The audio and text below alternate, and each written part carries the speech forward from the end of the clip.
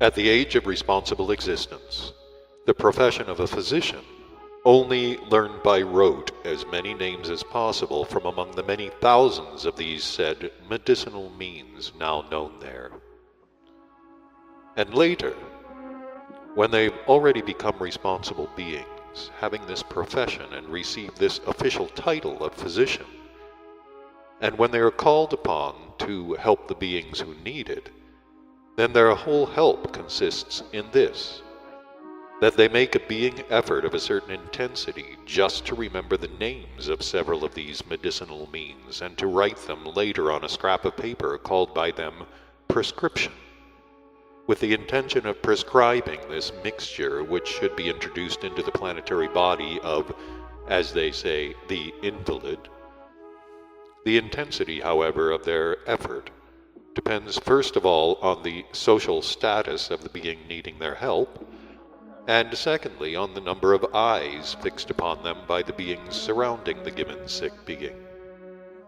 Well, further, this said prescription, thus written by them, is taken by the near relatives of the person needing the help of the contemporary Zerlichner there to one of their contemporary what are called pharmacies, where their pharmacists prepare the required mixtures. And how in general such mixtures are prepared in these pharmacies, and exactly what they are composed, well, just this you will well understand if I relate to you one only of the numerous informations I learned concerning it, and which I was told by one of the beings there having just this profession of a pharmacist. This, my present tale, refers to that period when I had already often begun to frequent the large community which was called Russia. Well, in one of these two chief places of existence of this said large community, namely in the one which was called Moscow, friendly relations happened to be established between myself and such a professional, that is, a pharmacist. According to the notions there, this pharmacist was already an old being, and his character was very kind, and even, so to say, obliging. He belonged to what is called there the Jewish faith. It is necessary to tell you that there, on almost all the continents of the present time, these pharmacists are, why I don't know, mostly beings belonging to the Jewish faith. And so, when I used to go to that second chief place of Russia, where that acquaintance of mine, the pharmacist, existed, I would always call on him, and there in the back room of his pharmacy, which as a rule they call a laboratory, I used to chat with him about every kind of fiddle-faddle.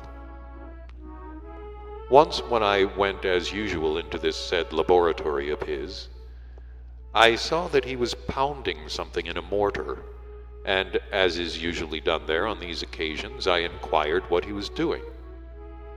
To this he replied to me thus: "I am pounding burnt sugar for this prescription," and here he handed me a scrap of paper on which the usual prescription was written, of a widely spread medicinal means existing there under the name of Dover's powder. This powder is called there Dover's because it was invented by a certain Englishman whose name was Dover, and it is used there chiefly for coughs. I read the prescription he gave me, and I saw that sugar was no part of it, and much less burnt, whereupon I expressed to him my amazed perplexity. Whereat, with a good-natured smile, he answered me, "Of course sugar has no part in this prescription, but instead it does contain a certain percentage of opium." And he further explained as follows: "This Dover's powder is, I don't know why, a very popular remedy among us in Russia, and it is used by almost all the peoples of our enormous empire. Many hundreds of thousands of packets of powder are used here daily all over the country, and the opium this powder ought to contain is, as you know, no cheap thing. And if real opium were put into this powder, the opium alone would cost us pharmacists 6 or 8 kopecks a packet. And we have to sell this powder for 3 to 5 kopecks. Besides, even if all the opium from the whole of the globe were collected, the position would be the same. There would not be enough for our Russia alone. So, instead of the prescription of Dr. Dover, we pharmacists have invented another prescription consisting of such substances as are easily obtainable and which are accessible and profitable for everybody. That is why we pharmacists make this powder of soda, burnt sugar, and a small quantity of quinine. All of these substances are cheap. Well, quinine is. It is true, a little expensive. But then, you see, not much of it is required. Of the total 100% of the composition of these powders, there will only be about 2% of quinine. Here I could not help interrupting him. You don't mean it, but it's not possible.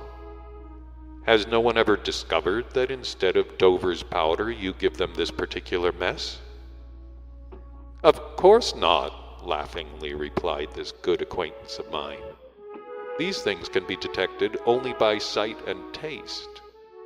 And this Dover's powder which we make, however you turn it, and under whatever microscope you examine it, is in color the same as it should be according to the genuine prescription of this Dr. Dover. And as to taste, it is absolutely impossible, thanks chiefly to the proportion of quinine which we put into it, to distinguish it from the genuine powder made with the real opium. But the analysis, I asked him. What analysis? He replied sarcastically, though also with a kind smile. A thorough analysis of a single powder would cost so much that with this money you could buy not only half a hundredweight of this powder, but possibly even open a whole pharmacy with it. So it is understandable that for 3 or 5 kopecks nobody is likely to be such a fool. Strictly speaking, nowhere is the analysis about which you are thinking ever done. Each town, it goes without saying, has its analytic chemists, and even every municipality has such specialists in its service. But what do they amount to, and what do they know, these specialist analytic chemists?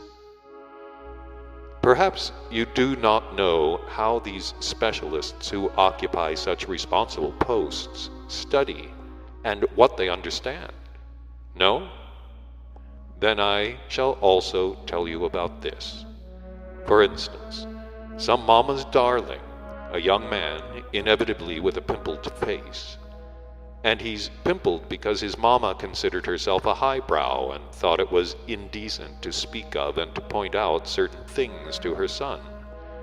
Whereupon this son of hers, not having formed his own consciousness, did that which was done in him, and the results of these doings of his, as with all such young people, appeared on his face as pimples, which are very well known even to contemporary medicine.